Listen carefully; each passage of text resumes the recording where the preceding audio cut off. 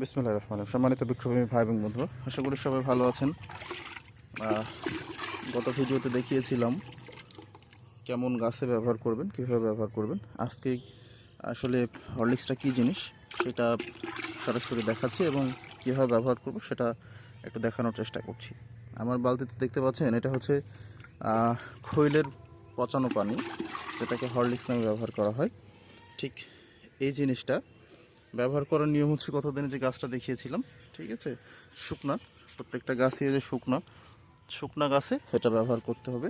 এবং এটা ব্যবহারের নিয়ম হচ্ছে, আবারও বলছি, প্রতি 1 কেজি খোলের পানির 1 কেজি খোলের জন্যে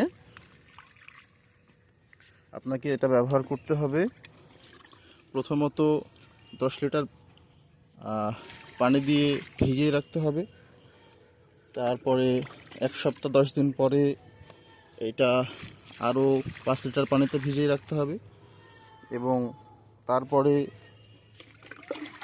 20 থেকে 25 দিন ভিজিয়ে রাখার পরে 40 লিটার পানিতে আমাকে এগুলা 1 কেজি খোলের জন্য 40 লিটার পানি আমি ব্যবহার করতে পারবো। এবং গাছের বয়স, গাছ অনুযায়ী এটা ব্যবহার করতে হবে, কোনটাতে কতটুকু প্রয়োজন আপনি দিতে পারবেন, সমস্যা নেই। তবে ব্যবহার করবেন এইভাবে, বড় গাছগুলোতে বেশি দিবেন, আর ছোট গাছ বিশেষ করে যেগুলো, সেগুলোতে দিবেন খুবই অল্প পরিমাণ, কারণ ছোট গাছগুলোর শিকড় কম থাকে আর ওগুলোতে দেওয়ার পরিমাণটাও কম। আশা করি সবাই বুঝতে পেরেছেন। সবাই ভালো থাকবেন, সুস্থ থাকবেন। উপকারী ভিডিও পেতে আমাদের কমেন্ট এবং লাইক শেয়ার করবেন। ধন্যবাদ।